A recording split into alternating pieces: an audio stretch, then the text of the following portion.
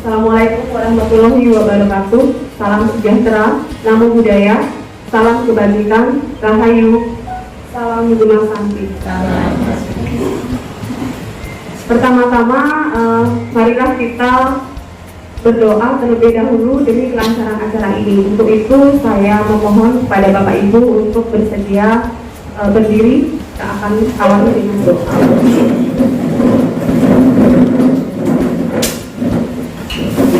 Kepada Bapak dan Ibu sekalian, marilah kita menundukkan kepala sejenak untuk memanjatkan doa kehadapan Tuhan Yang Maha Esa. Semoga acara diseminasi budaya positif ini dapat berjalan dengan lancar sesuai dengan yang diharapkan.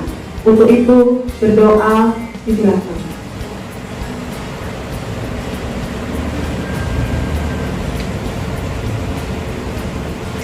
Berdoa selesai. Terima kasih kepada Bapak dan Ibu, dipersilakan untuk duduk. Pertama-tama, saya ucapkan terima kasih atas kehadirannya karena acara ini menyita waktu dari Bapak dan Ibu sekalian. Yang terhormat Bapak Kepala Sekolah yang pada kesempatan ini diwakili oleh Bapak Waka Kurikulum. Yang saya hormati Bapak dan Ibu Waka, serta rekan-rekan sekalian guru hebat yang ada di lingkungan SMP Negeri 3 Semarapura yang saya hormati pula. Selamat pagi. Semangat pagi. Pagi. Luar biasa. Baik, saya ulang ya, kurang keras suaranya. Semangat pagi. Pagi. Luar biasa. Ya, luar biasa ya. Nah, saya punya pantun Bapak Ibu.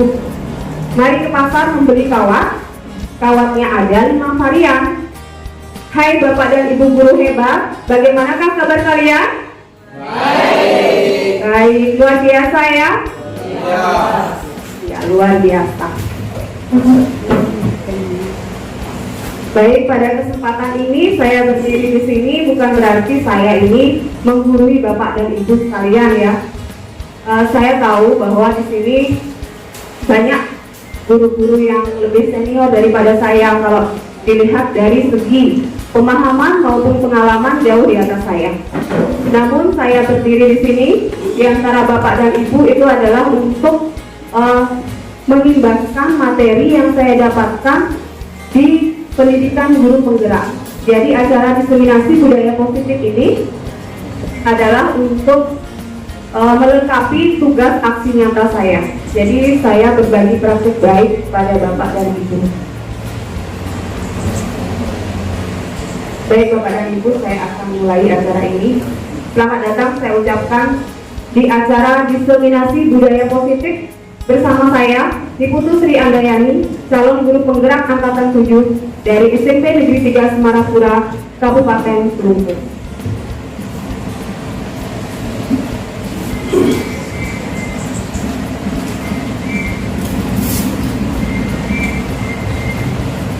Nah, adapun materi yang akan saya sajikan adalah yang pertama perubahan paradigma stimulus respon, yang kedua disiplin positif, yang ketiga nilai-nilai kebajikan universal, yang keempat kebutuhan dasar manusia, yang kelima motivasi perilaku manusia, yang keenam posisi kontrol guru, yang ketujuh keyakinan kelas, dan yang kedelapan adalah segitiga restitusi.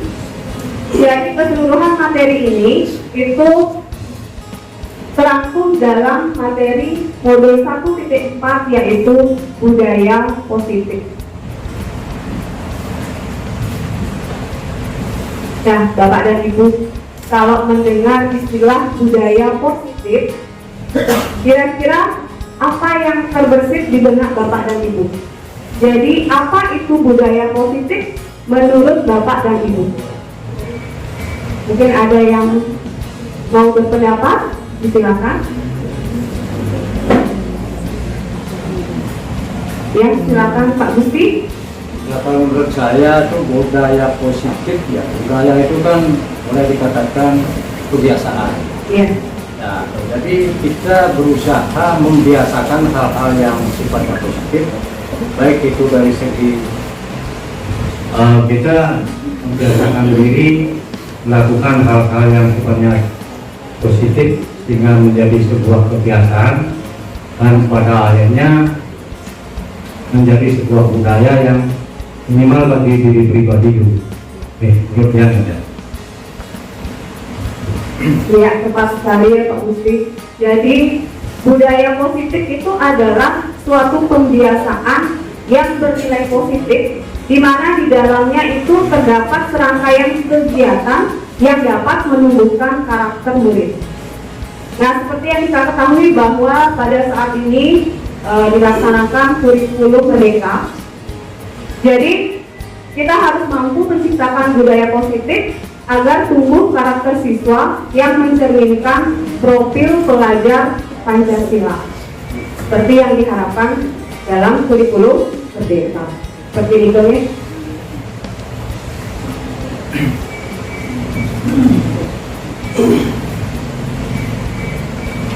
Nah, Bapak dan Ibu, untuk membangun budaya positif ini diperlukan lingkungan yang positif.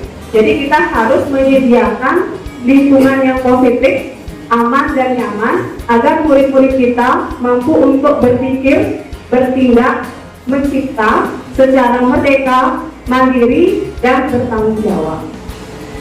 Jadi kalau dari secara umum paparan yang sudah saya sampaikan terkait budaya positif, apakah menurut Bapak dan Ibu penting untuk kita bisa mewujudkan budaya positif di sekolah kita? Iya, sangat penting sekali ya Bapak dan Ibu, karena untuk menciptakan budaya positif ini perlu waktu. Jadi kita tidak bisa secara instan untuk menciptakan budaya positif ini. Perlu proses, kemudian perlu dukungan, serta perlu juga kerjasama atau kolaborasi di antara seluruh stakeholder sekolah. Nah, semoga kedepannya kita dapat mewujudkan budaya positif.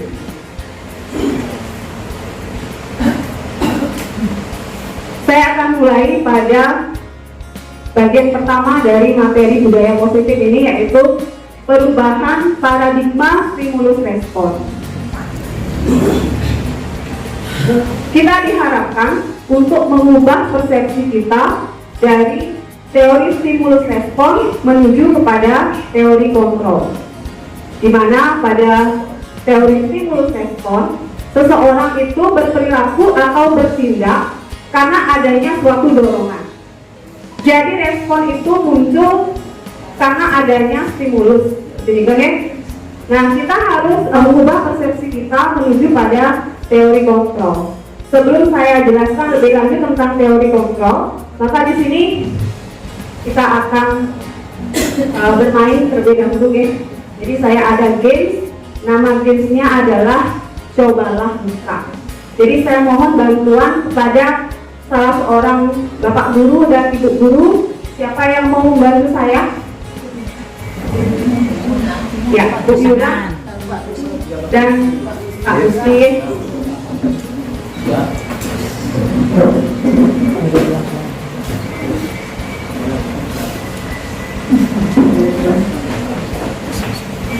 Baik Bapak dan Ibu, kita akan bermain games, namanya adalah Cobalah Buka.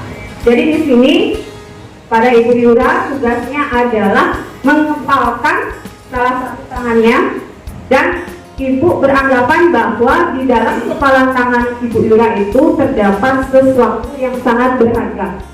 Jadi sesuatu itu sangat penting untuk hidup Bu Yura, sehingga Bu Yura itu harus mempertahankan apa yang ada dalam kepalan tangan Bu Yura.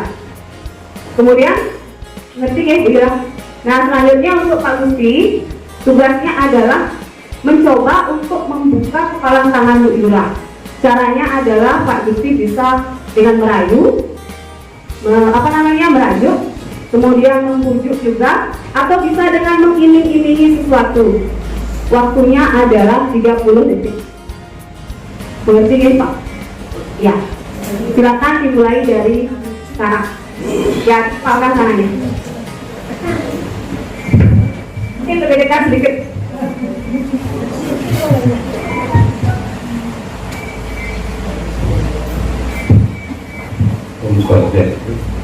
Baru cewek. Betul. Omong-omong boleh tanya nggak? Boleh. Ya, kalau boleh, tapi mau nggak pertanyaan saya dijawab? Tergantung jenis pertanyaannya. Kalau dijawab bisa, kalau dilakukan belum tentu. Boleh bertanya tapi nggak boleh melakukan ya. Tangannya kok di kepala kuat begitu, mungkin bukannya kurang bagus gitu. Enggak, karena ada sesuatu yang berharga, makanya harus saya kepalkan. Oh gitu. Untuk saya itu, boleh nggak tahu isinya? Tergantung bayarannya berapa lah. Boleh. Dompetnya ketinggalan itu. Kalau harganya murah, bukanya sedikit. Kalau harganya mahal, bisa buka banyak. Oh, iya. Iya. Tergantung harga yang ditawarkan. Artinya seberat apa sih pentingnya barang itu ketika ibu itu kok menggembok sekali, apakah mungkin hatinya ada di sana atau gimana gitu? Kalau berat sih enggak, kalau cuma berat kan nggak mungkin bisa saya sendiri. Cuma berharga, karena saya punya pengalaman pernah memberikan sesuatu yang dengan mudah tapi ternyata dicampakkan. Kalau begini sulit saya untuk membukanya gitu, karena apa? Gemboknya itu terlalu apa? Bulunya, gemboknya kuat, kecuali bisnis bulunya. Ya, ampunin ini ya. Ya, terima kasih kepada Pak Yura dan Bu Yura dan Pak Gusti. Tepuk tangan untuk Bu Yura dan Pak Gusti.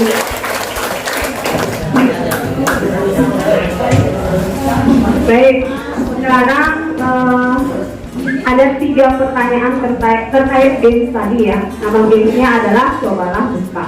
Apakah Bu Yura mau membuka kepalan tangannya? Tidak. Apakah tetap mengepalkan tangan? Ya, kira-kira alasannya apa? Nah, mungkin nanti alasannya bisa berbeda-beda ya antara yang satu dengan yang lain, apalagi Bu Yura itu alasannya berbeda-beda. Nah, pertanyaan yang ketiga, sesungguhnya siapa yang memegang kontrol untuk Bu Yura itu tetap mengepalkan tangan atau membuka tangannya? Dirinya sendiri. Ya, dirinya sendiri. Nah, sekarang Bapak dan Ibu mungkin ada yang mau menyimpulkan inti dari games cobalah buka tadi. Ini nantinya terkait dengan teori kontrol. Ada?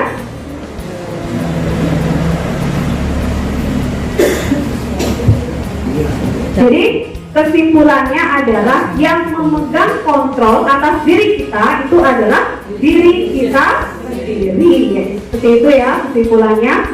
Nah, selanjutnya sekarang kita diharapkan tadi beralih dari stimulus respons pada teori kontrol. Jadi dalam teori kontrol, Dr. William Glasser, itu beliau seorang psikiater dan pendidik, itu meluruskan beberapa miskonsepsi tentang makna kontrol itu sendiri. Yang pertama adalah ilustrasi guru mengontrol murid. Jadi ilustrasi guru mengontrol murid. Jadi pada kenyataannya seperti apa?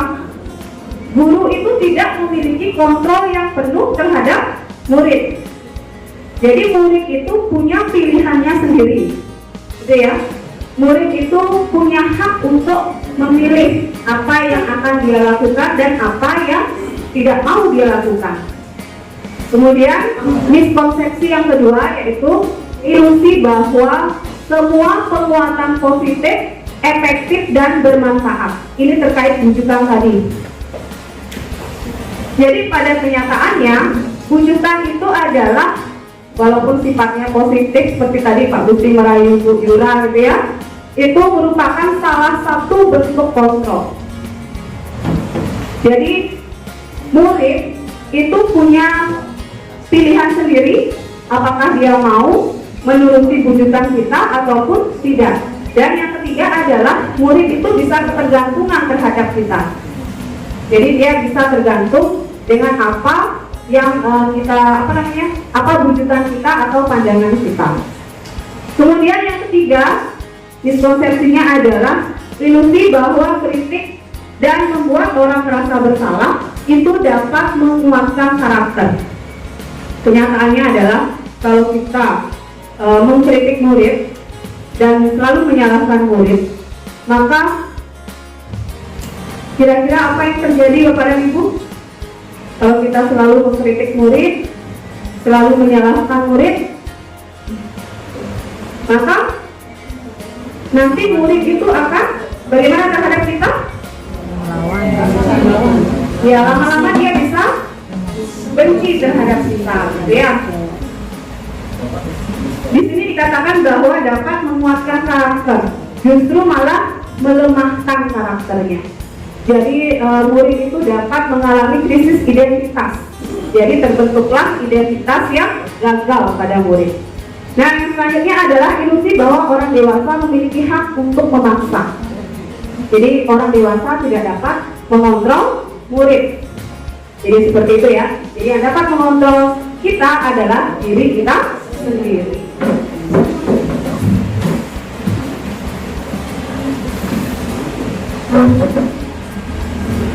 Nah, selanjutnya berdasarkan miskonsepsi tadi, kita harus meluruskan itu sehingga dengan demikian kita akan menyadari bahwa kebutuhan kita itu berbeda. Tidak ada antara satu orang dengan orang lain walaupun dalam satu rumah itu memiliki kebutuhan yang sama. Kemudian kita juga harus memahami bahwa setiap orang itu memiliki gambaran atau pandangan yang berbeda terhadap segala hal. Kemudian kita tidak bisa mengontrol orang lain. Yang dapat mengontrol diri kita adalah diri kita sendiri. Kemudian berdasarkan teori kontrol juga bahwa semua perilaku manusia itu memiliki suatu tujuan. Sehingga dengan demikian kita dapat selalu untuk berpikir win-win solution. Jadi tidak ada yang harus dikalahkan dalam interaksi manusia. Ini juga terjadi pada saat kita berinteraksi dengan siswa. Kita jangan merasa kita menang atas siswa kita. Jadi kita setidaknya harus membimbing siswa agar mereka dapat menyadari kesalahan yang mereka lakukan pada saat mereka melanggar, kemudian mereka mau memperbaiki diri. Seperti itu.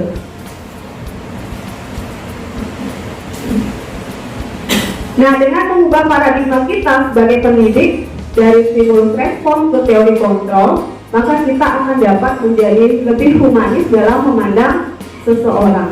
Maka akan terjalin hubungan yang harmonis antara kita sebagai pendidik dengan siswa. Jadi tumbuh sikap empati di antara guru dan siswa.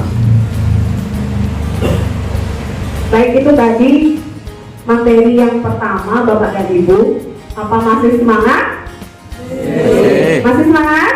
Masih. Semoga tidak bosan ya. Kita lanjut materinya. Kita lanjut ya. Nah, kita lanjut sekarang materi yang kedua, itu adalah disiplin positif. Jadi untuk menciptakan lingkungan yang positif khususnya di sekolah, kita perlu meninjau kembali penerapan disiplin di sekolah kita. Apakah sudah efektif atau perlu untuk kita tinjau kembali. Nah, sekarang kalau kita mendengar istilah disiplin, itu seringkali dikaitkan dengan apa kira-kira Bapak Ibu? Disiplin dikaitkan dengan apa? Waktu. Dikaitkan dengan aturan, ya, aturan, tata tertib gitu ya, kepatuhan. Bahkan ada juga yang menyamakan disiplin itu dengan hukuman. Padahal itu adalah sesungguhnya berbeda. Dalam mempelajari disiplin positif, maka itu tidak perlu ada hukuman sesungguhnya.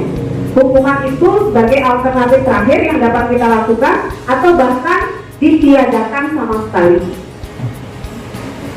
Nah, menurut Ki Hajar Dewantara, untuk menciptakan murid yang merdeka, itu syarat utamanya adalah harus ada disiplin yang kuat.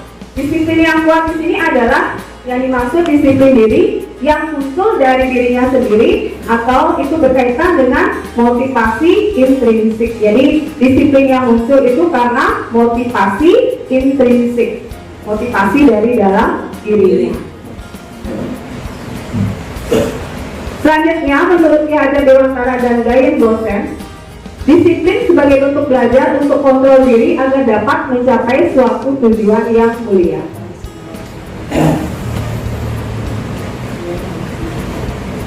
Nah, ini seperti yang tadi saya katakan ya, bahwa disiplin itu sering diidentikan dengan kepatuhan. Namun kita di sini harus mampu merubah hal tersebut, di mana konsep disiplin positif itu mengacu pada bagaimana seorang guru dapat membimbing muridnya dalam menumbuhkan disiplin diri. Karena nantinya motivasi internal itu sangat penting untuk dapat menumbuhkan potensi dari diri siswa itu sendiri. Nah, disiplin positif ini juga kalau sudah terlaksana akan dapat mewujudkan budaya positif di sekolah. Selanjutnya kita masuk ke materi yang ketiga. Ini materinya agak padat ya Bapak Ibu, ada 8 materi. Yang ketiga itu adalah nilai-nilai kebajikan universal. Saya kembali lagi ke slide yang tadi, bahwa disiplin sebagai bentuk belajar untuk kontrol diri agar dapat mencapai tujuan yang mulia. Sesungguhnya tujuan yang mulia yang dimaksud itu seperti apa? Nah, tujuan mulia di sini mengacu pada nilai-nilai atau prinsip-prinsip mulia yang dianut oleh seseorang. Kita namakan nilai-nilai tersebut sebagai nilai-nilai kebajikan yang bersifat universal. Nah, nilai-nilai kebajikan yang disepakati bersama ini lepas dari suku, bangsa, agama, ras, maupun latar belakang, di mana salah satunya itu disebut sebagai profil pelajar Pancasila. Itu adalah salah satu nilai kebajikan universal. Nah, mungkin Bapak dan Ibu masih ingat dalam profil pelajar Pancasila itu terdapat berapa dimensi Bapak Ibu? Ada 6 ya. Jadi apa saja dimensinya? Ini dia ya. Jadi ada 6 dimensi pada profil pelajar Pancasila, yaitu yang pertama, beriman bertakwa kepada Tuhan Yang Maha Esa dan berakhlak mulia, berkebinekaan global, bergotong royong, mandiri, bernalar kritis, dan kreatif. Jadi diharapkan pada murid-murid kita tumbuh karakter-karakter yang mengandung nilai-nilai Pancasila yang kita sebut sebagai profil pelajar Pancasila. Selanjutnya materi yang keempat yaitu kebutuhan dasar manusia. Di sini ada pertanyaan. Ibu Ambar adalah guru wali kelas 7A di SMP Pelita Hati. Ia sedang bingung menghadapi ulah salah satu murid di kelasnya yang bernama Doni. Beberapa anak di kelas 7A telah datang padanya dan mengeluhkan Doni yang seringkali meminta bekal makan siang mereka dengan paksa. Nah, jika Anda menghadapi situasi seperti Ibu Ambar, apa yang akan Anda lakukan? Menurut Anda, kira-kira apa alasan Doni melakukan hal tersebut? Nah, kira-kira apa yang akan Ibu lakukan, Ibu dan Bapak lakukan seandainya Ibu dan Bapak berada pada situasi seperti Ibu Ambar ini? Ya, Pak Gusti.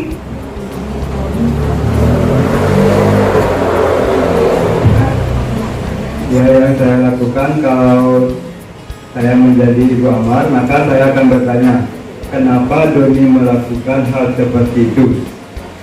Nah, seperti itu.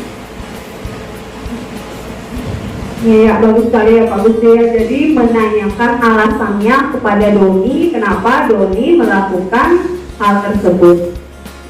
Mungkin Bapak dan Ibu ada yang berpendapat berbeda? Sama pendapatnya? Sama? Baik, nanti di belakang ada jawabannya ya. Nah, coba kita lanjut dulu. Nah, Bapak dan Ibu, setiap manusia, bahkan makhluk hidup di dunia, pada dasarnya melakukan sesuatu itu adalah untuk memenuhi kebutuhan dasarnya. Ketika kebutuhan dasar ini tidak terpenuhi dengan baik, maka besar kemungkinan akan terjadi perilaku yang menyimpang atau tidak sesuai dengan aturan-aturan yang berlaku. Begitu pula dengan murid kita, ketika mereka melanggar aturan, jadi perbuatannya tidak sesuai dengan nilai-nilai yang diyakini di sekolah ini, maka pasti ada salah satu kebutuhan dasarnya yang belum terpenuhi. Ketika ia melanggar, itu adalah dia berusaha untuk memenuhi kebutuhan dasarnya. Menurut Dr. William Glasser, jadi ada 5 kebutuhan dasar manusia. Yang pertama adalah bertahan hidup. Yang kedua adalah kasih sayang dan rasa diterima. Yang ketiga adalah penguasaan. Yang keempat adalah kebebasan. Dan yang kelima adalah kesenangan. Jadi ini adalah 5 kebutuhan dasar manusia, termasuk kita juga ya. Nah, yang pertama adalah kebutuhan bertahan hidup. Kebutuhan bertahan hidup ini termasuk kebutuhan yang sifatnya fisiologis. Jadi kebutuhan kita untuk makan, gitu ya, sandang, kemudian papan, itu adalah bersifat fisiologis. Kemudian juga termasuk di dalamnya kebutuhan biologis sebagai bagian dari proses reproduksi. Kemudian juga masuk kebutuhan yang sifatnya psikologis juga di sini, yaitu rasa aman. Itu termasuk ke dalam kebutuhan yang pertama, yaitu kebutuhan bertahan hidup. Selanjutnya yang kedua, kebutuhan akan kasih sayang dan rasa diterima. Kebutuhan akan kasih sayang dan rasa diterima ini adalah kebutuhan yang bersifat psikologis. Di dalamnya meliputi kebutuhan akan hubungan dan koneksi sosial, kebutuhan untuk memberi dan menerima kasih sayang, dan kebutuhan untuk merasa menjadi bagian dari kelompok tertentu. Jadi kita bergaul dengan teman, terhubung lagi dengan teman lama, apakah itu di medsos gitu ya, itu adalah termasuk ke dalam kasih sayang dan rasa diterima. Begitu juga kasih sayang dari orang tua, kasih sayang dari teman, kasih sayang dari pasangan kita, itu termasuk ke dalam kebutuhan dasar yang kedua. Selanjutnya, yang ketiga adalah kebutuhan akan penguasaan.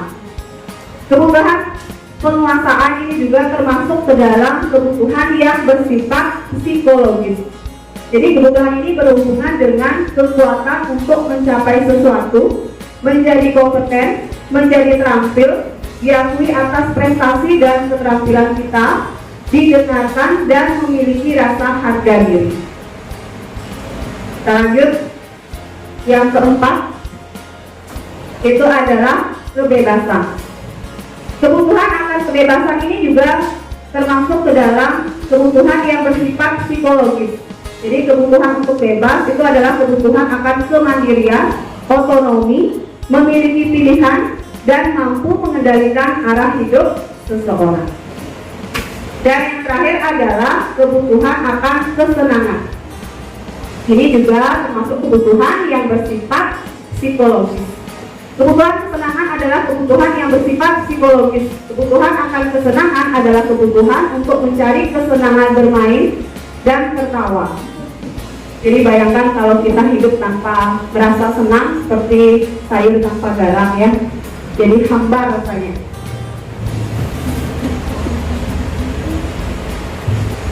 Dan setelah kita membahas satu persatu terkait dengan kebutuhan dasar manusia itu,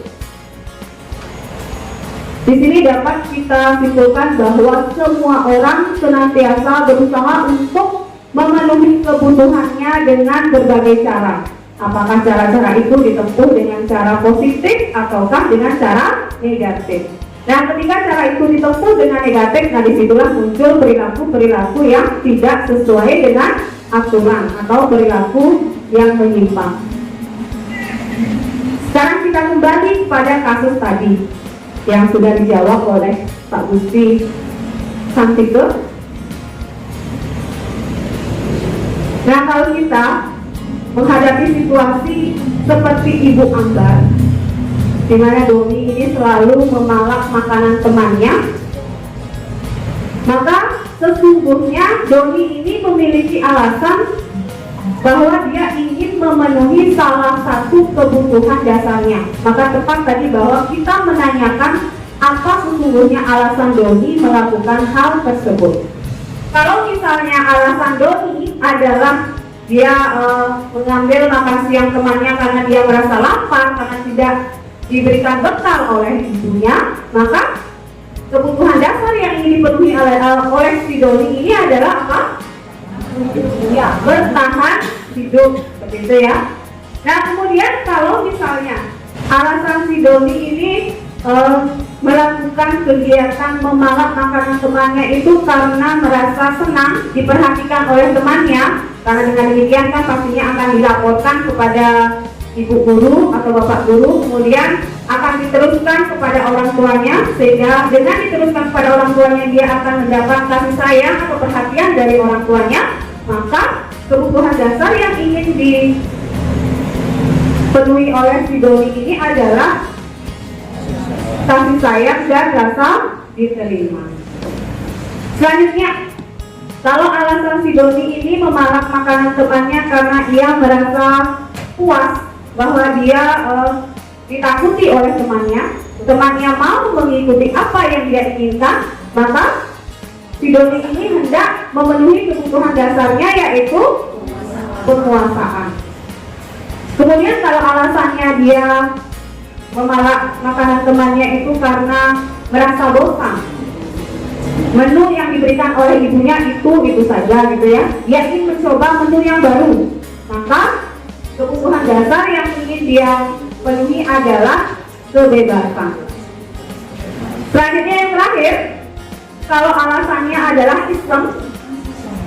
iseng saja ya, dia suka memperhatikan ekspresi temannya pada saat dipalak itu, maka kebutuhan dasar yang tidak ingin dia penuhi adalah kesenangan. Seperti itu ya Bapak Ibu.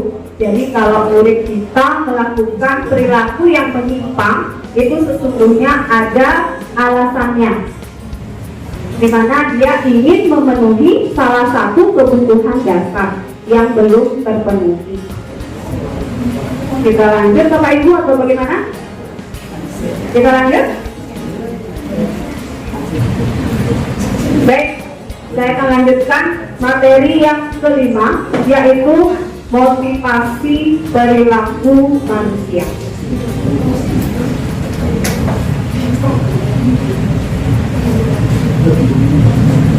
Menurut Dain Gosen, ada 3 level motivasi perilaku manusia.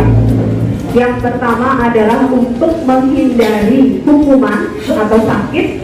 Yang kedua adalah untuk mendapatkan imbalan atau hadiah. Dan yang ketiga adalah untuk menghargai diri sendiri.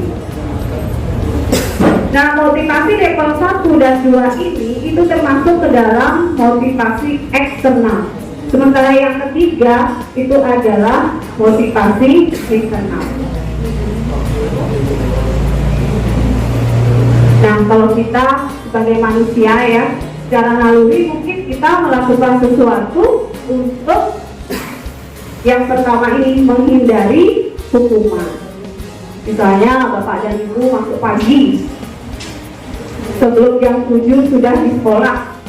Kira-kira motivasi Bapak dan Ibu masuk pagi itu karena apa? Apakah karena takut ditegur oleh kepala sekolah mungkin? Karena mengikuti aturan yang berlaku gitu ya. Nah, seperti yang tadi saya katakan bahwa secara naluri mungkin seseorang itu melakukan sesuatu karena termotivasi dari menghindari hukuman. Jadi hukuman itu sebenarnya sering dapat mencegah perilaku buruk pada murid kita. Namun ketahuilah Bapak dan Ibu bahwa hukuman itu memiliki dampak yang negatif untuk jangka panjang. Jadi siswa itu biasanya ingat dengan apa yang kita lakukan terhadap dia, terhadap murid kita ya. Jadi akan muncul emosi-emosi yang sifatnya negatif. Jadi kita harus berhati-hati dalam menyikapi perilaku murid. Di sini disarankan ada 3 yang bisa kita lakukan ya. Yang pertama, kita ajak dia berbicara dari hati ke hati. Yang kedua, kita menjadi pendengar yang baik. Kita mendengarkan apa alasannya tanpa menyela pembicaraannya, sehingga dengan sendirinya dia akan memberikan alasannya. Dia jujur mengakui apa yang dilakukan karena alasan apa. Yang ketiga adalah kita harus mampu membimbing siswa untuk menemukan konsekuensi dari apa yang mereka lakukan, sehingga mereka dapat bertanggung jawab terhadap apa yang dia lakukan. Seperti itu. Selanjutnya, motivasi yang kedua adalah untuk mendapatkan imbalan atau hadiah. Nah, terkadang kita juga sering memberikan imbalan pada siswa. Salah satu contohnya adalah mungkin bisa memberikan stiker bintang gitu ya. Mungkin ada juga Bapak Ibu yang memberikan seperti itu, karena saya juga pernah dulu ya kasih stiker bintang, kemudian kasih stempel, bahkan ada juga yang memberikan ujian. Nah, itu apakah bisa efektif dalam jangka panjang? Kira-kira bagaimana Bapak Ibu? Apakah imbalan itu memberikan dampak yang baik dalam jangka panjang? Apakah siswa itu bisa melakukan disiplin positif secara konsisten? Jadi imbalan itu sesungguhnya dekat dengan rasa kecewa. Jadi siswa itu walaupun dengan imbalan itu dapat membangkitkan semangat belajar siswa, jadi siswa menjadi rajin belajar karena terpengaruh oleh imbalan itu ya, dia akan berkompetisi. Tetapi ketika apa yang mereka lakukan, jerih payah mereka itu tidak diimbangi oleh imbalan yang kita janjikan, maka saat itulah mereka akan merasa kecewa, sedih, dan merasa tidak dihargai. Nah, di sini diberikan alternatif bahwa hadiah imbalan itu kan bisa juga dalam bentuk apresiasi. Mungkin kita sering memberikan apresiasi terhadap usaha murid kita ya Bapak Ibu ya. Nah, apresiasi itu nanti diberikan pada akhir pembelajaran, sehingga motivasi dari siswa berperilaku itu bukan karena imbalan yang kita janjikan. Nah, dalam memberikan apresiasi juga jangan berlebihan Bapak Ibu, sewajarnya saja, karena itu dapat memberikan sekat antara perlakuan murid terhadap guru yang satu dengan guru yang lain. Jadi kalau ada gurunya yang mungkin sering memberikan apresiasi, ada juga yang tidak gitu ya. Jadi perlakuan murid itu berbeda terhadap guru, sehingga dengan demikian kita harus memberikan apresiasi di akhir pembelajaran, dan itu diberikan juga sewajarnya saja. Nah, selanjutnya motivasi level 3 ini adalah untuk menghargai diri sendiri. Ketika seorang murid itu berperilaku karena ingin menghargai diri mereka sendiri, karena mereka memiliki nilai-nilai sesuai dengan keyakinan mereka, maka pada saat itulah konsep diri sudah tertanam dengan kuat. Maka apapun yang mereka lakukan itu tidak akan dapat dipengaruhi oleh faktor dari luar. Seperti contohnya orang yang memegang teguh nilai kejujuran, dia tidak akan mencontek pada saat kita memberikan ulangan atau sumatif. Kalau sudah berperilaku karena menghargai diri sendiri, jadi ini sudah dapat menumbuhkan motivasi intrinsik. Jadi mereka melakukan disiplin itu karena dari dalam diri mereka ingin melakukan itu. Jadi itu nanti ke depannya akan dapat terjadi secara konsisten dan berkesinambungan. Seperti itu Bapak Ibu. Jadi kita di sini diharapkan untuk dapat menumbuhkan motivasi intrinsik pada diri siswa dalam melakukan disiplin diri. Sehingga nantinya dengan timbul motivasi intrinsik dari siswa, maka akan dapat membantu dalam mengembangkan potensi yang dimiliki oleh murid kita.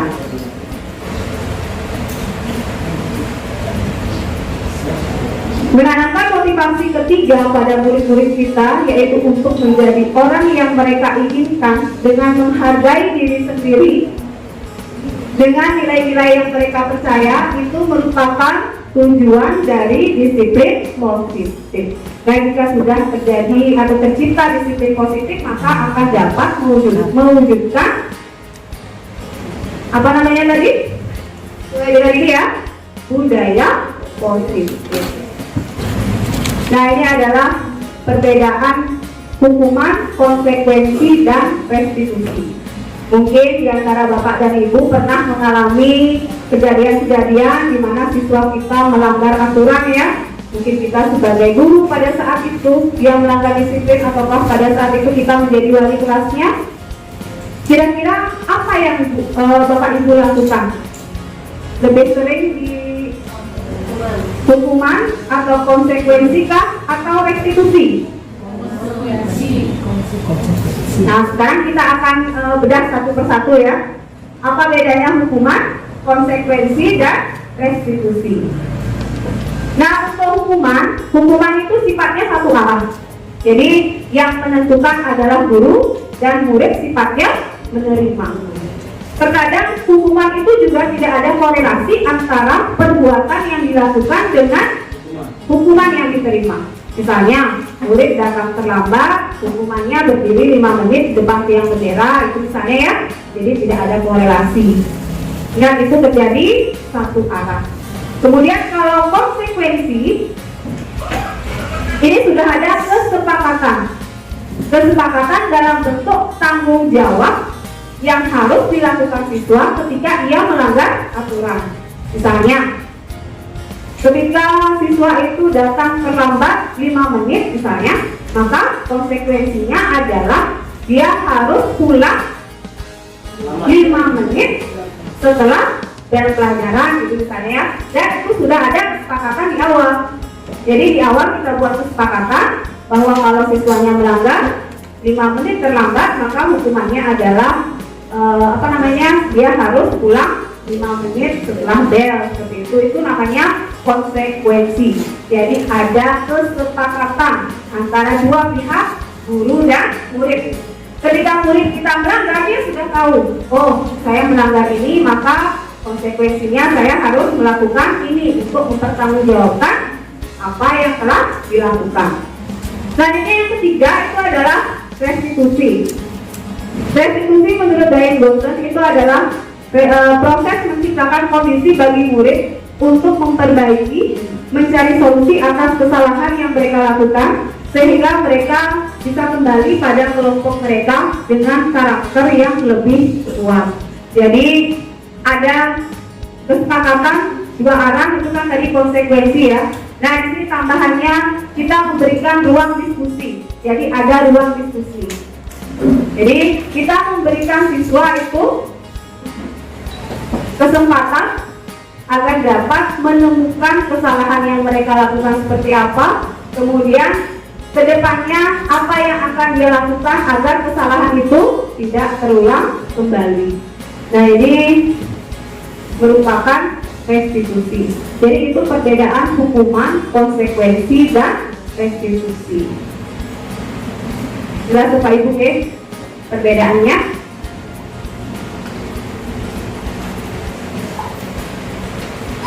Nah, selanjutnya di sini saya berikan latihan. Kira-kira ini termasuk hukuman, konsekuensi, atau restitusi? Yang pertama, Menyuruh siswa yang terlambat ke sekolah untuk mencatat 100 kali di dalam buku dengan kalimat saya tidak akan terlambat lagi. Termasuk ya hukuman, karena tidak ada korelasi ya antara perbuatan yang dia lakukan dengan hukuman yang diterima. Selanjutnya yang kedua, membersihkan tumpahan air di meja tulis karena tersenggol pada saat belajar.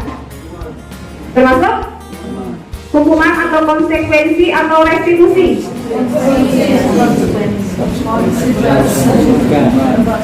Ya, murid diminta untuk push up 15 kali karena tidak menggunakan masker ke sekolah. Hukuman.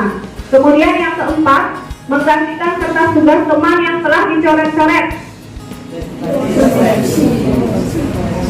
Yang kelima, murid disuruh untuk tidak mengenakan sepatu seharian di sekolah karena tidak menggunakan sepatu berwarna hitam.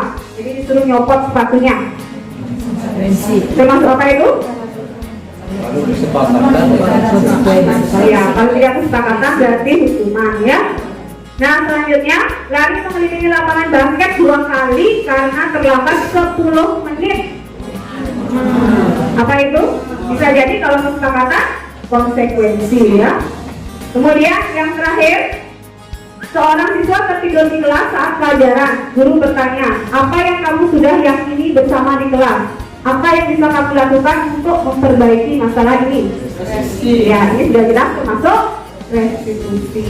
Bisa membedakan ya Pak Ibu ya. Jadi kedepannya kita bisa mengambil tindakan tepat. Apakah kita menghukum murid, melakukan konsekuensi ataukah restitusi. Baik Bapak Ibu, sebelum saya lanjut materi yang ke-6, apakah Bapak Ibu masih semangat? Masih. Kita tepuk semangat dulu ya. Sama Bapak Ibu? Seperti apa itu Ibu?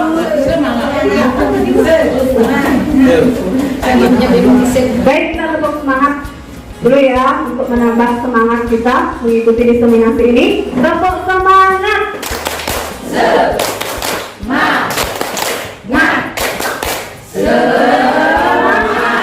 Yes. Kalau saya di kelas masih yes ya. Itu permintaan siswanya. Nah selanjutnya kita lanjut ke materi yang ke-6 yaitu posisi kontrol guru. Dan di sini juga ada satu kasus Bapak Ibu. Adi adalah siswa kelas 7B. Dia sering datang terlambat ke sekolah.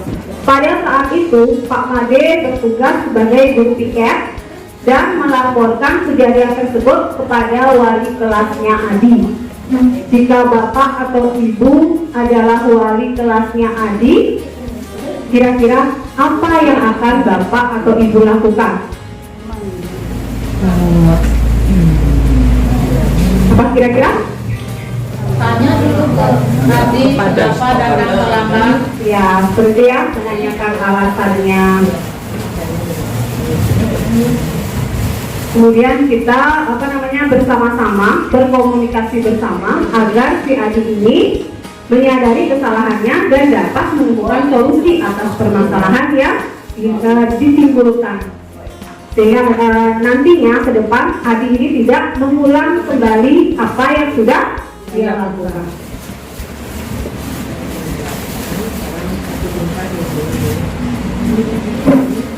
Dr. William Glasser itu menyimpulkan ada 5 posisi kontrol guru,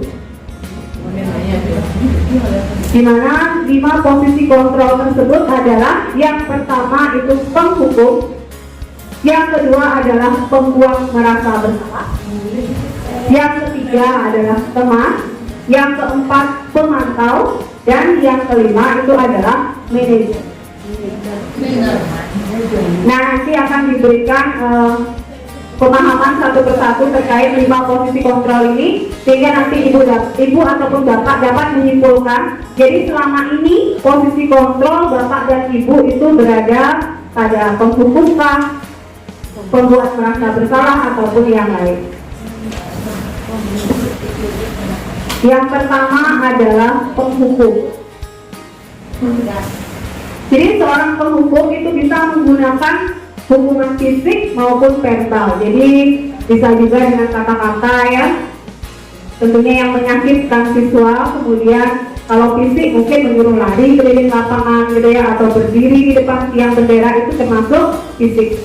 Kemudian kalau verbal itu kata-kata yang menyinggung perasaan murid.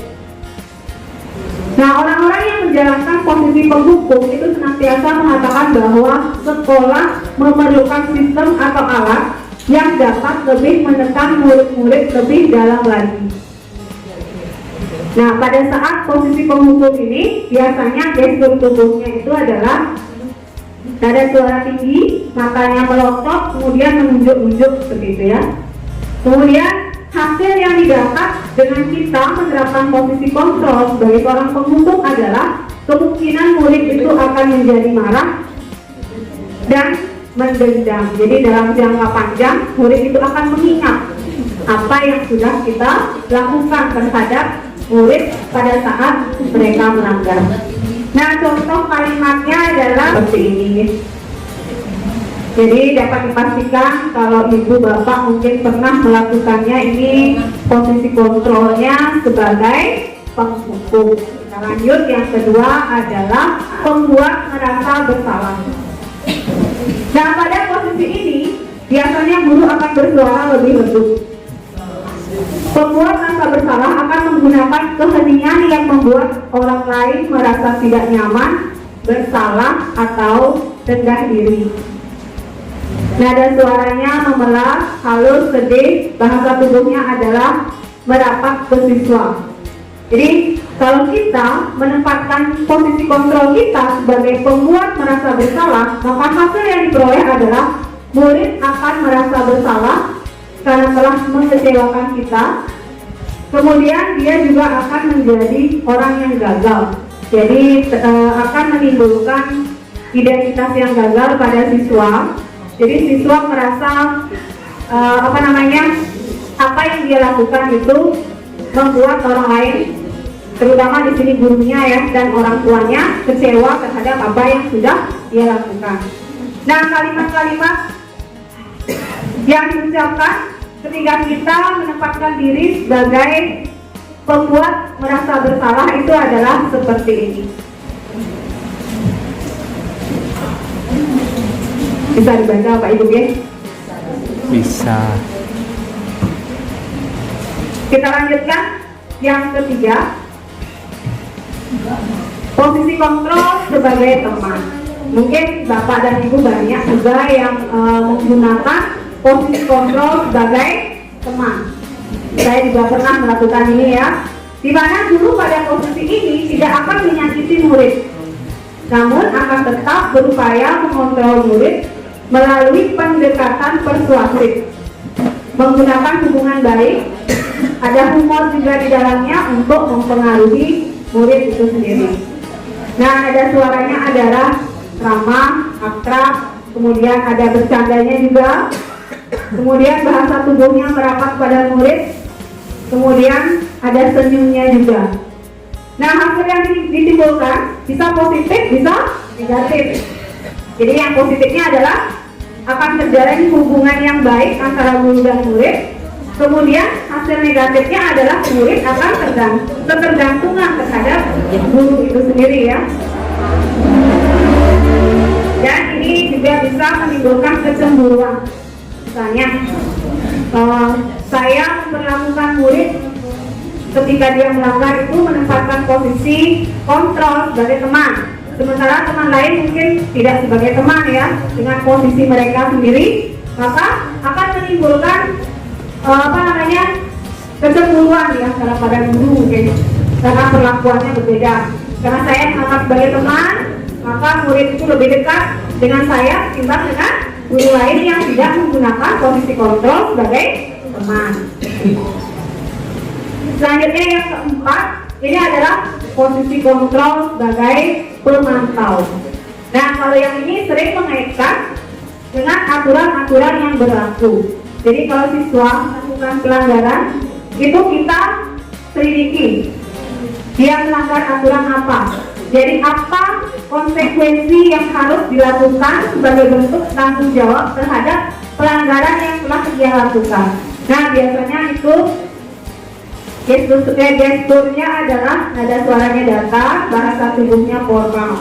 Kemudian hasilnya di sini adalah murid memahami konsekuensi yang harus dijalankan karena telah melanggar salah satu peraturan sekolah.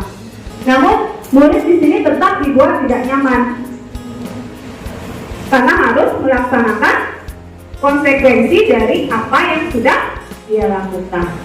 Nah, kalimat-kalimat yang digunakan tampak seperti percakapan di sebelah kiri. Mungkin Bapak dan Ibu ada yang pernah menggunakan posisi kontrol sebagai pemantau. Ini merupakan salah satu bentuk dari disiplin positif juga yang ini.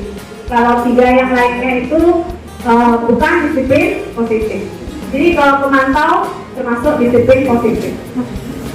Karena terkadang anak-anak itu belum siap untuk melakukan restitusi, maka kita bisa pindah ke posisi pemantau seperti itu ya. Selanjutnya yang terakhir, posisi kontrol sebagai manajer. Nah, disinilah yang diharapkan untuk bisa kita lakukan.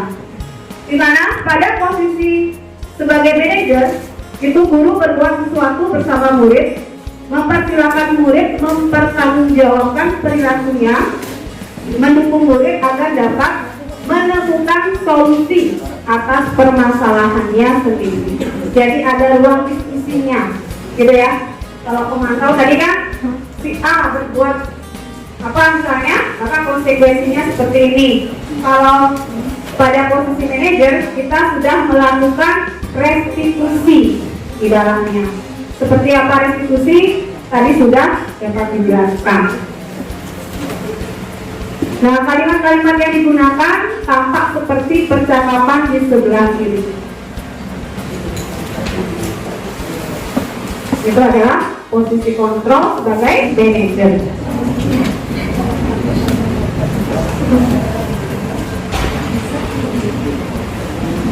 Nah, pada posisi kontrol sebagai manajer ini, di mana kita diharapkan belajar ya untuk dapat menempatkan posisi kontrol sebagai manajer, karena ini butuh proses.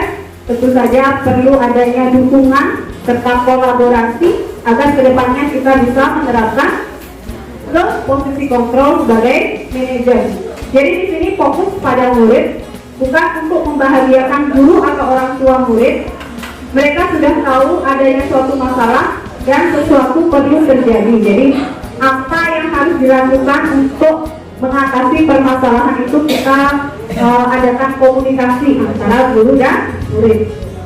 Nah, pada posisi manajer, guru akan mengembalikan tanggung jawab pada murid untuk mencari jalan keluar permasalahannya. Tentunya karena kita siswanya masih SMP ya, jadi perlu bimbingan dari kita sebagai gurunya. Nah, Bapak dan Ibu, setelah menyimak kelima posisi kontrol tadi, kira-kira selama ini apa yang Bapak Ibu lakukan dalam menangani permasalahan disiplin di sekolah ini? Bapak Ibu menempatkan posisi kontrol sebagai apa?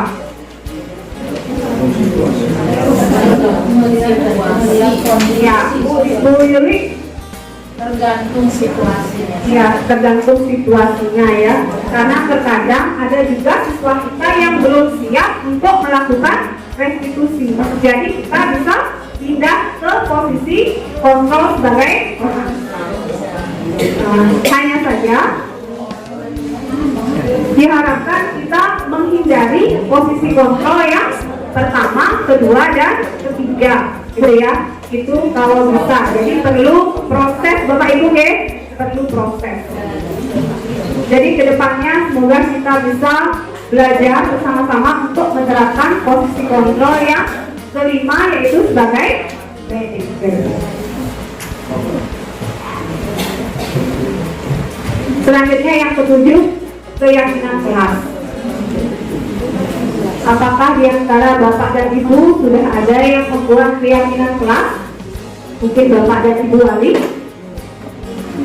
Jadi saya bersama dengan kelas 7H ini sudah membuat keyakinan kelas dan sudah dipajang di depan ya, bentuknya seperti ini. Dan mungkin Bapak Ibu sering mendengar peraturan kelas ya, bukan keyakinan kelas. Kenapa kok keyakinan kelas, bukan peraturan kelas? Nah, di sini ada dua pertanyaan Bapak Ibu. Mengapa kita memiliki peraturan harus menggunakan helm bila mengendarai roda 2? Jawabannya apa Bapak Ibu? Demi keselamatan gitu ya. Kemudian pertanyaan yang kedua, mengapa kita memiliki peraturan 3M? Menggunakan masker, mencuci tangan, dan menjaga jarak 1,5 meter ini pada saat COVID. Kira-kira jawabannya? Untuk keselamatan, juga untuk kesehatan ya. Nah, nilai-nilai keselamatan atau kesehatan inilah yang kita sebut sebagai suatu keyakinan. Karena kita merasa kesehatan, keselamatan itu penting untuk kita, maka kita meyakini nilai-nilai keselamatan dan kesehatan itu. Sehingga dengan kita meyakini, maka kita akan melakukan upaya untuk menjaga keselamatan dan kesehatan dengan sungguh-sungguh dan bertanggung jawab. Nah, apa itu keyakinan? Jadi keyakinan itu adalah nilai-nilai kebajikan universal yang disepakati secara tersirat dan tersurat, lepas dari latar belakang suku, negara, bahasa, agama. Nah, keyakinan kelas ini mendukung motivasi intrinsik. Jadi siswa itu dalam menyusun keyakinan kelas bersama-sama. Jadi mereka melakukan surat pendapat, mengungkapkan nilai-nilai apa yang mereka percaya, nilai-nilai apa yang mereka yakini, sehingga apa yang mereka lakukan itu akan disesuaikan atau disesuaikan dengan nilai-nilai yang diyakini, sehingga apa yang dilakukan itu muncul karena motivasi intrinsik atau karena memang dari dalam dirinya sendiri.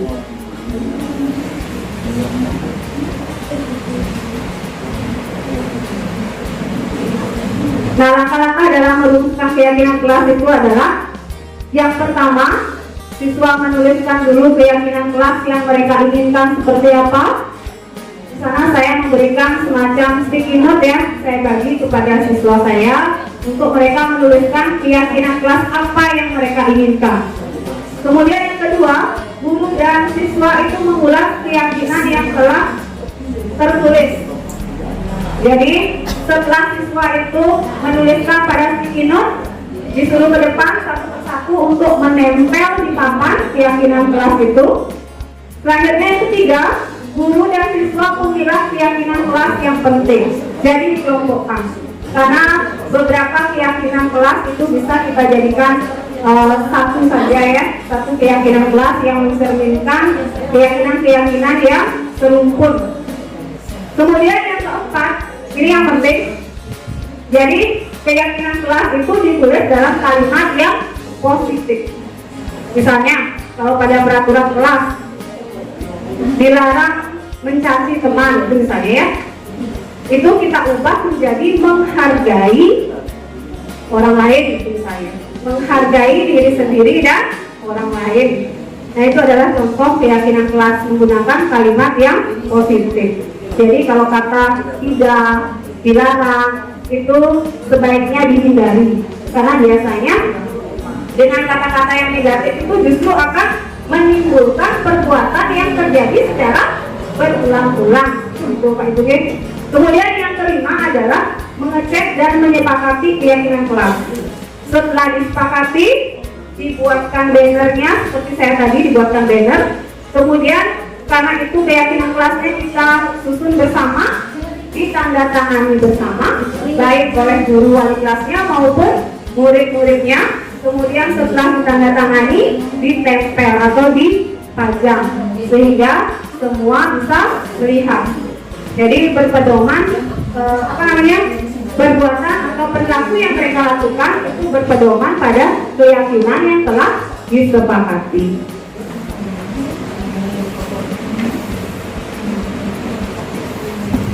Nah, seperti yang tadi, bahwa keyakinan kelas itu ditulis dengan kata-kata yang positif. Di sini saya berikan contoh 2 kalimat negatif.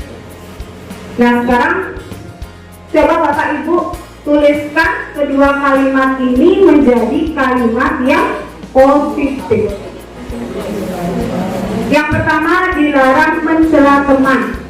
Nah, kira-kira apa kalimat positif yang tepat untuk kalimat dilarang mencela teman? Ya, udah ini. Bisa menghargai orang lain. Baik orang lain, ya, seperti itu ya. Kemudian yang kedua, hadir paling lambat 5 menit sebelum bel.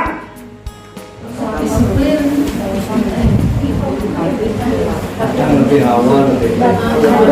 Hadir tepat waktu boleh, atau bertanggung jawab juga boleh, seperti itu ya.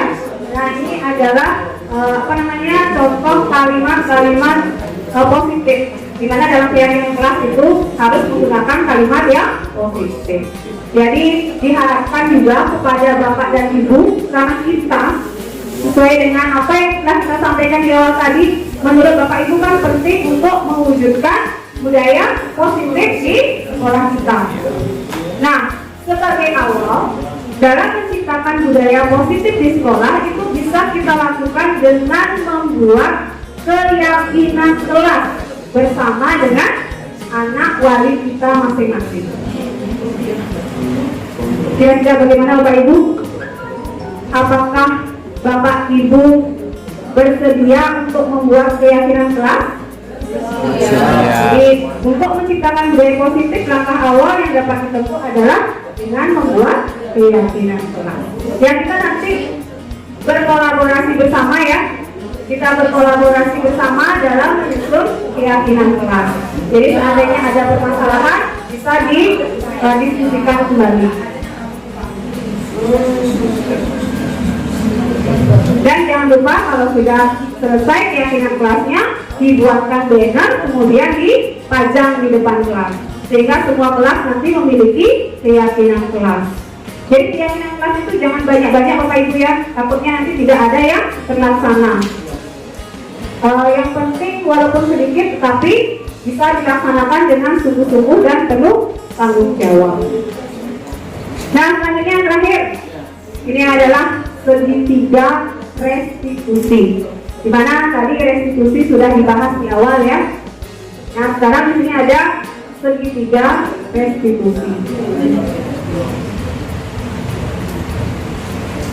Segitiga restitusi merupakan sebuah strategi yang dapat dilakukan sebagai proses menciptakan kondisi menuntun murid untuk memperbaiki kesalahan-kesalahan yang mereka lakukan.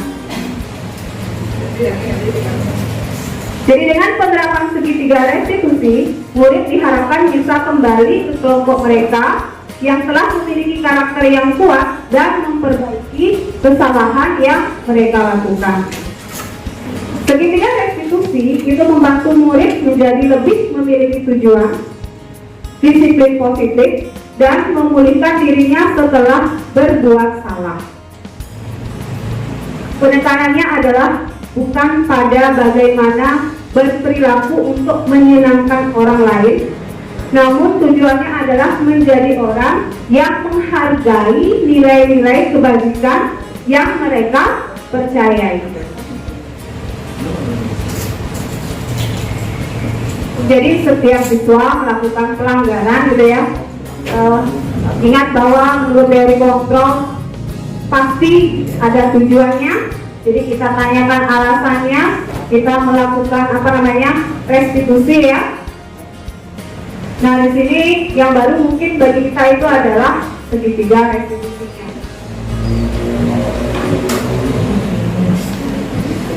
Nah, terdapat 3 langkah dalam segitiga restitusi, yaitu yang pertama, menstabilkan identitas. Yang kedua, validasi tindakan yang salah. Dan yang ketiga adalah menanyakan keyakinan. Jadi kalau kita sudah buat keyakinan kelas, setiap pelanggaran kita cek keyakinan kelas mana yang sudah dilanggar, untuk mengingatkan kembali bahwa keyakinan kelas itu kan berdasarkan nilai-nilai yang sudah mereka yakini bersama. Jadi itu seharusnya dilaksanakan dengan penuh tanggung jawab ya.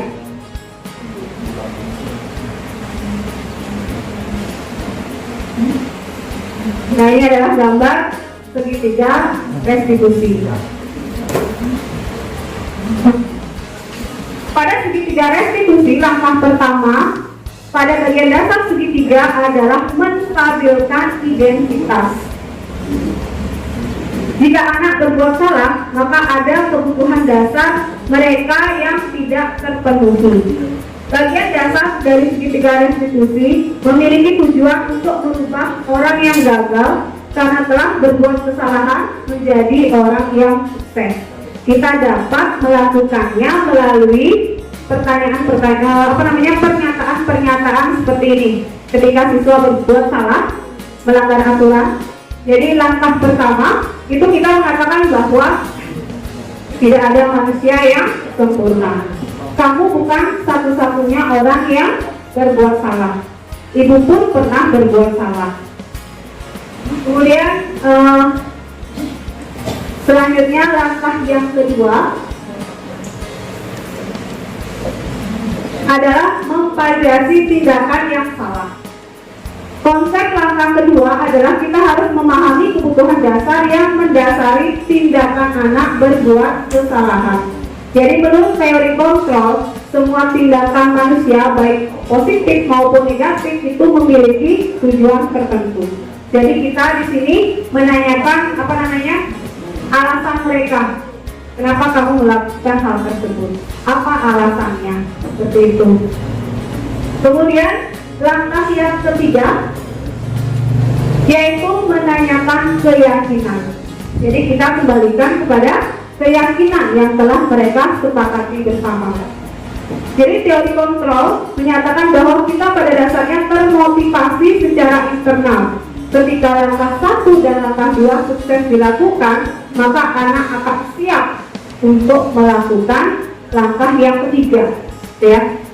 Dimana kita memberikan ruang pada siswa, kita berdiskusi pada siswa agar mereka menemukan apa kesalahannya, mereka menyadari kesalahan yang telah dilakukan, kemudian mereka diberikan ruang untuk menemukan solusi atas permasalahan yang telah mereka timbulkan, sehingga diharapkan nanti mereka tidak mengulang lagi kesalahan yang mereka lakukan.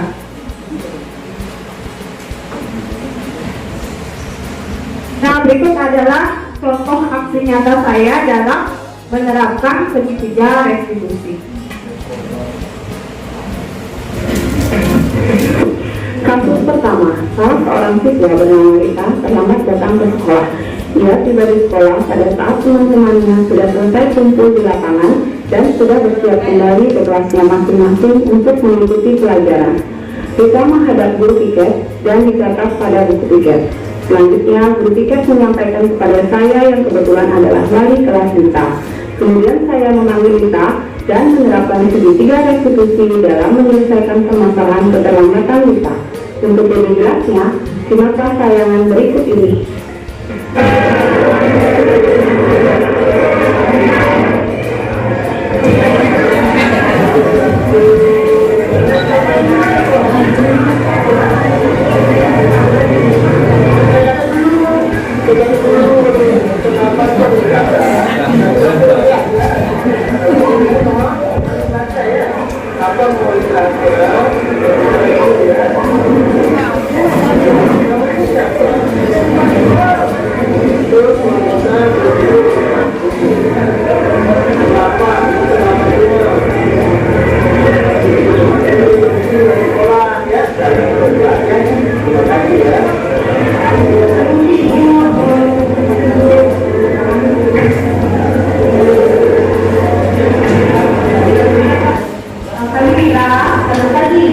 Bagaimana kabar hari? Kabar saya baik saja, Ibu.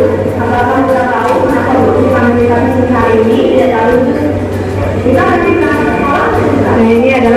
yang pertama dari segitiga restitusi, menstabilkan identitas kita tahu kita kemudian kita baru makan baru mampu. Nah itu kan yang membuat kita dalam masa hari ini apakah kita tahu pengetahuannya kalau itu hari ini saya selama dengan sekolah sampai sekarang saya tuh kita berbuat salah itu adalah hal yang kita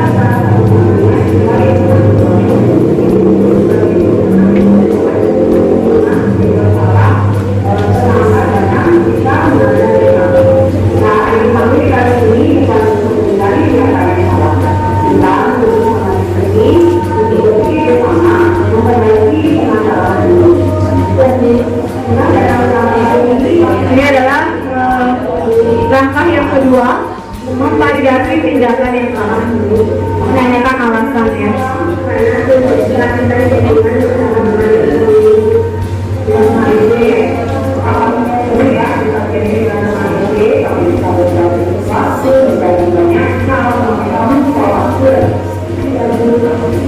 Tentu lagi dengan sama kemudian merupakan hal yang membahagiakan bagi kita.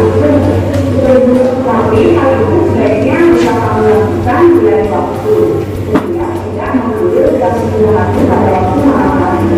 Jadi kalau kita jadi dengan semangat itu waktu itu kan pada saat yang tidak siap.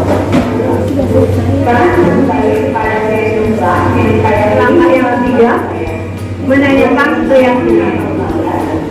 Orang ini sendiri orang ini yaitu diri dalam menghargai diri sendiri dan orang lain. Dan dengan dasar kebanggaan pada ini apakah kita sudah menghargai diri sendiri dan orang lain? Apakah menghargai diri sendiri dan orang lain itu penting untuk kita? Kita yakin. Kalau begitu, apakah kita mau memperbaiki masalah ini? Mau bagaimana caranya kita memperbaiki? Di sini kita memberikan ruang pada siswa untuk menemukan atas solusi dari apa yang telah dia lakukan. Pada teman-teman tadi siswa dan saya akan sendiri bersama di waktu yang lalu saya tidak mampu waktu istirahat saya tidak bagus sekali. Kalau kita yakin akan melaksanakannya dan itu apakah kita akan melaksanakannya hari ini bagus jika kita yakin melaksanakannya itu sudah memiliki keyakinan bahwa kita pasti akan menjadi sebagian lebih baik di waktu yang akan datang. Nah, sekarang sudah saatnya kita untuk kembali ke kelas mengikuti pembelajaran. Baik, Bu, selanjutnya saya mengikuti.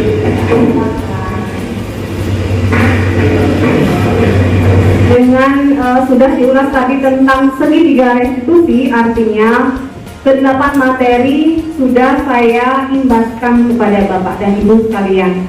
Jadi semoga kedepannya kita dapat mewujudkan budaya positif seperti apa yang kita harapkan. Sebelum saya akhiri, apakah ada pertanyaan mungkin ataukah mau urut pendapat? Dipersilakan. Pak Bapak Ibu, yakin akan menerapkan budaya positif di sekolah? Yakin. Untuk itu mari kita bersama-sama untuk saling mendukung dan berkolaborasi demi mewujudkan budaya positif di sekolah kita, yaitu SMP Negeri 3 Semarapura. Untuk itu materi diseminasi budaya positif ini saya akhiri sampai di sini. Semoga bermanfaat dan saya ucapkan terima kasih. Saya tutup dengan para mesanti. Om Santi Santi Santi Om.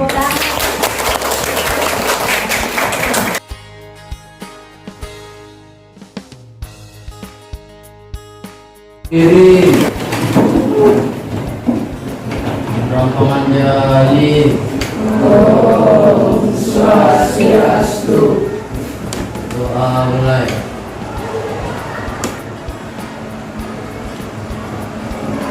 Doa selesai. Ya, silakan duduk kembali. Selamat siang anak-anak.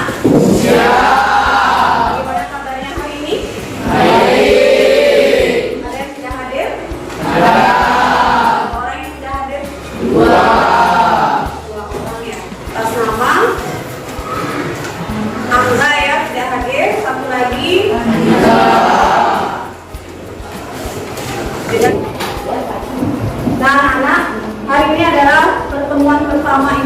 kelas 7H, kebetulan karena ibu wali kalian, sesuai dengan kesepakatan sebelumnya bahwa hari ini kita akan membuat keyakinan kelas. Ya, kita akan membuat keyakinan kelas 7H.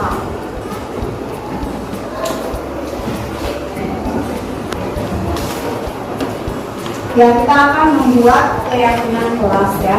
Dimana nantinya dalam membuat keyakinan kelas ini kalian semua terlibat di dalamnya ya. Jadi sebelum kita masuk ke keyakinan kelas, mengapa kita membuat keyakinan kelas? Itu terkait dengan pentingnya kita menciptakan budaya positif, terutama kita mulai dari kelas kita terlebih dahulu, ya. Sehingga nantinya bisa berkembang dan kita dapat menciptakan budaya positif di lingkungan sekolah kita.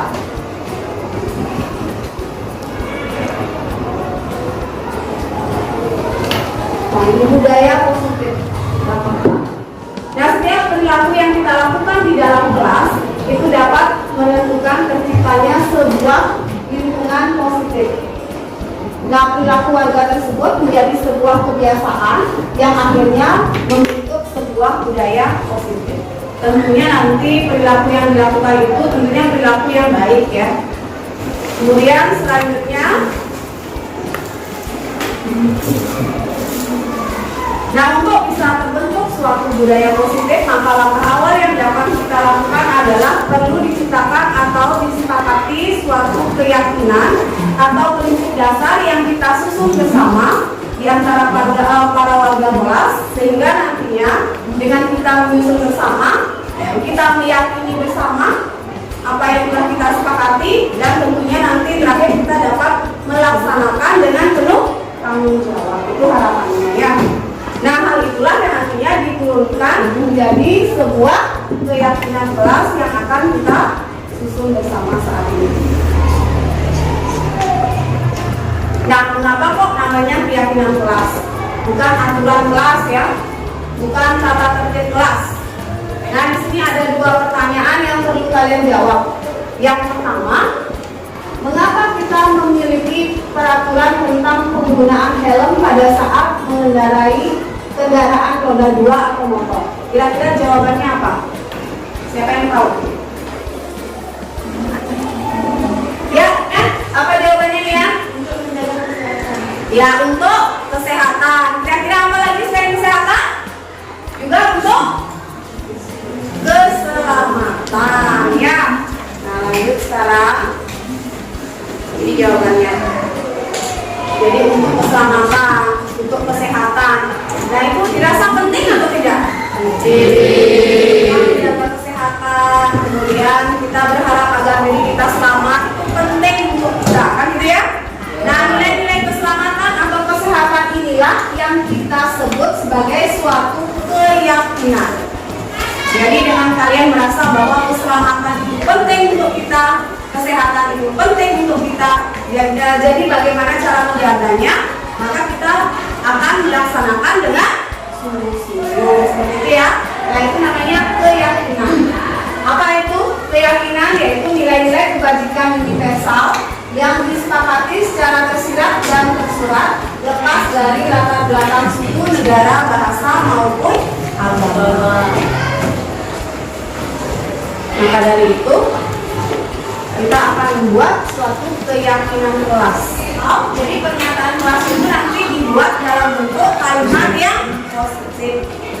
Nanti akan diberikan contohnya di belakang. Kemudian dalam membuat keyakinan kelas juga kalian semua berkontribusi. Jadi bukan ibu semata yang menentukan ya. Jadi kalian semuanya berkontribusi nanti, di mana setiap anak nanti akan dibagikan sticky note ya.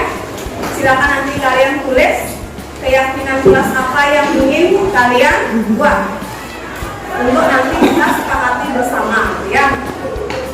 Nah, contohnya seperti ini yang ditekankan bahwa tadi untuk membuat keyakinan kelas itu menggunakan kata-kata yang positif. Contohnya misalnya dilarang datang terlambat. Ada kata dilarang ya. Itu adalah contoh kata negatif. Jadi dalam keyakinan kelas kita ubah menjadi kalimat positif, yaitu datang tepat waktu. Seperti itu. Nah, kalau sudah paham, sekarang mari kita bersama-sama untuk membuat keyakinan kelas 7H. Ini kelas 7H ya. Silakan kalian buat dengan kalimat apa? Kalimat positif. Paham ya? Nah, sekarang kita akan melakukan ulang pendapat. Artinya kalian semua berkomunikasi ya. Silakan kalian tulis satu keyakinan kelas, di mana keyakinan kelas itu dibuat dengan menggunakan kata-kata yang positif. Nah, nanti setelah kalian buat di sticky note yang akan dibagikan ini, kalian tempel di depan. Setelah ditempel nanti kita akan kelompokkan di mana yang satu rumpun kita kelompokkan ya. Nanti setelah kita kelompokkan berdasarkan rumpunnya, maka kita akan susun keyakinan kelas. Jadi keyakinan kelas yang kita susun ini tidak perlu terlalu banyak ya. Kalau banyak nanti takutnya tidak ada yang bisa terlaksana. Mungkin cukup 5 atau 6 lah keyakinan kelas yang akan kita rumuskan. Setelah dirumuskan, kita akan buatkan semacam banner ya. Nah, nanti kita tanda tangani bersama. Nah, setelah itu baru kita tempel atau kita pajang di depan, sehingga kalian semua bisa melihat keyakinan kelas dari kelas 7H.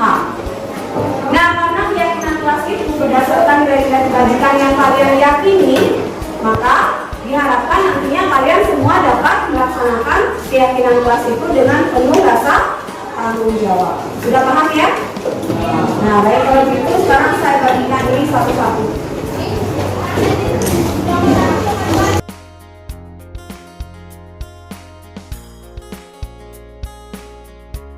Semua dapat sticky note? Sudah,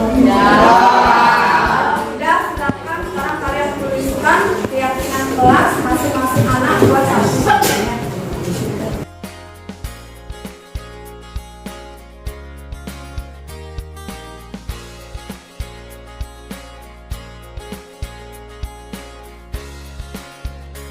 Sudah selesai?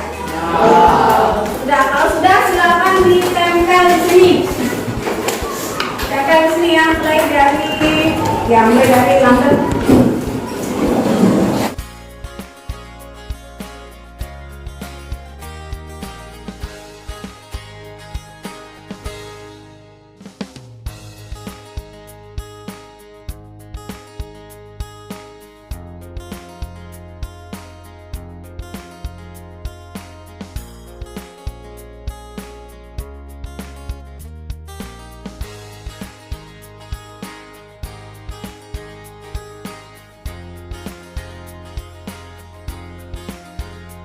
Sudah semua meletakkan di sini ya? Iya.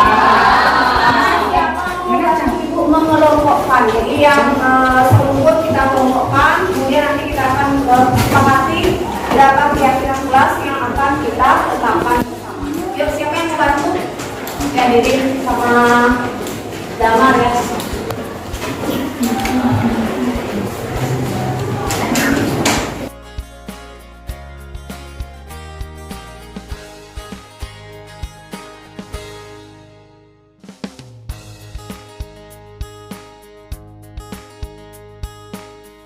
Terima kasih ya. Nah, karena ternyata setelah dikelompokkan di sini ada 6 buah keyakinan kelas yang akan kita tetapkan bersama ya. Jadi nggak perlu banyak-banyak, cukup 6 aja ya. Intinya nanti kalian bisa melaksanakan dengan penuh tanggung jawab. Nah, keyakinan kelas itu adalah masing-masing akan ibu tuliskan kapannya. Stop.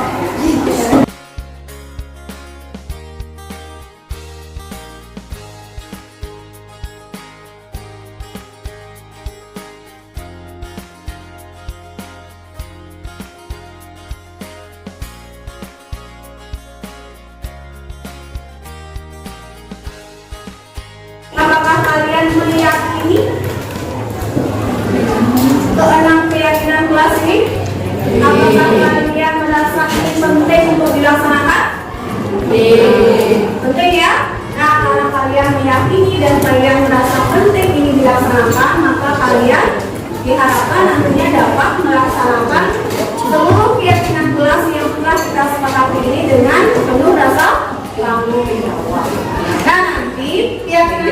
akan kita buatkan semacam banner ya. Kemudian setelah itu akan ditandatangani oleh seluruh warga kelas. Baru kemudian kita di depan agar semua bisa membaca. Sudah? Sesuai dengan keyakinan kelas yang telah kita susun kemarin bersama-sama ya. Ini sudah dicetakkan bannernya seperti ini. Jadi poin-poin keyakinan kelas ini sudah kalian setujui bersama kemarin ya. Sehingga dengan sudah disetujui dan sudah tercetak, sekarang kita akan menandatangani bersama. Karena kesepakatan ini kita buat bersama, maka kita juga tanda tangan bersama-sama di bawahnya ini ya.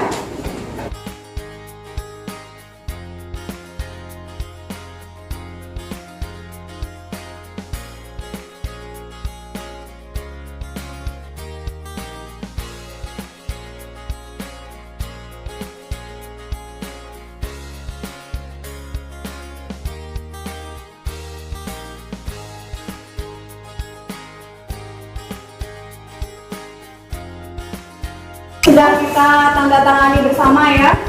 Jadi sekarang saatnya kita akan menempel keyakinan kelas ini biar kalian bisa semuanya melihat setiap hari ya. Jadi dilaksanakan sesuai dengan apa yang sudah kita sepakati. Siapa mau bantu? Yang ini nih.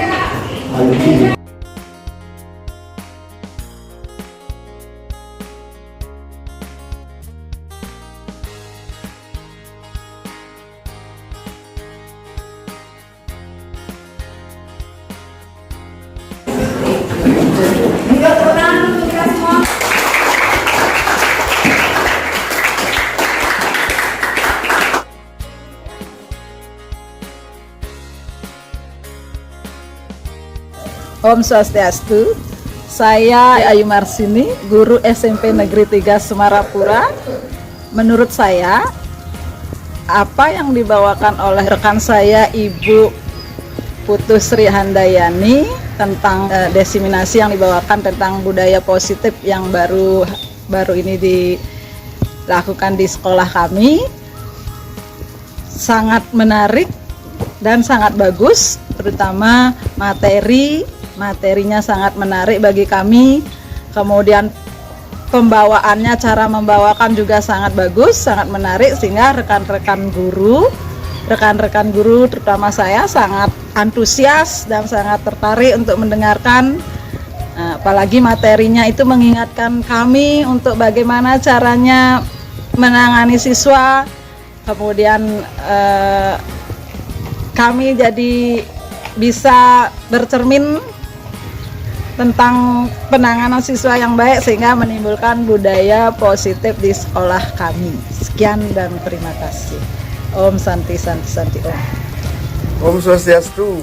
Saya Putu Sukmawiguna, salah satu guru di SMP Negeri 3 Semarapura. Menurut saya materi yang disampaikan oleh rekan kami ini Putu Sri Handayani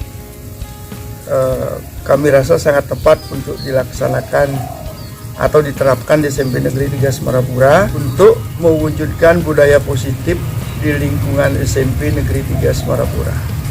Om Santi Santi Santi.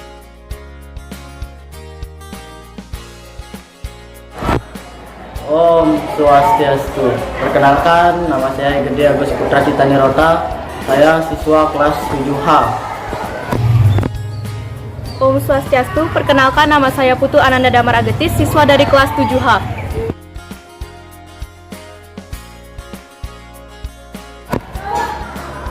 Perasaan saya senang sekali. Sangat antusias.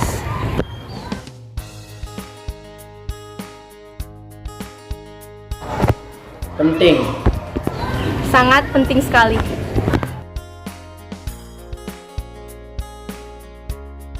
Dapat membuat kita menjadi pribadi yang lebih bertanggung jawab. Untuk dapat melaksanakan tindakan yang sesuai dengan nilai-nilai yang kita yakini.